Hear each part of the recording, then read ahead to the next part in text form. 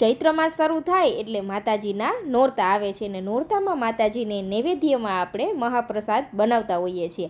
તો આજે આપણે બનાવીશું માતાજીને નૈવેદ્યમાં ધરાવવા માટે કડા પ્રસાદ. તો આ મહાપ્રસાદ બનાવવા માટે આપણે વિધિ શુદ્ધ ગાયના ઘીનો ઉપયોગ કરીશું અને તેને શુદ્ધ ગાયના દૂધમાંથી બનાવવામાં આવે છે અને પચવામાં પણ આ ઘી હળવું છે.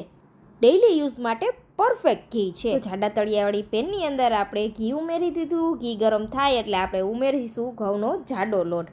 જાડા લોટમાં આ શીરો સરસ એવો બને છે. તો લોટને આપણે હલકો આ રીતે ગોલ્ડન કલર આવી જાય ત્યાં સુધી શેકવાનો છે. પછી તેની અંદર આપણે ઉમેરી દેવાનો છે ગોળ. તમે અહીંયા ખાંડ પણ લઈ શકો છો. ગોળ સારી રીતે મેલ્ટ થઈ જાય પછી તેની અંદર પાણી ઉમેરવાનું છે. લોટ લીધો હોય એનું ડબલ આપણે પાણી લેવાનું છે અને બધી વસ્તુ આપણે એક સરખા પ્રમાણમાં લીધેલી છે. તો આપણો પ્રસાદ તૈયાર છે ફ્રેન્ડ્સ. તો હવે આપણે માતાજીને પ્રસાદ અર્પણ કરીશું. તો તમે પણ આ ચૈત્ર નવરાત્રિ ઉપર આ શુદ્ધ ઘીનો ઓર્ડર જરૂરથી કરજો માતાજીના નૈવેદ્ય બનાવવા માટે.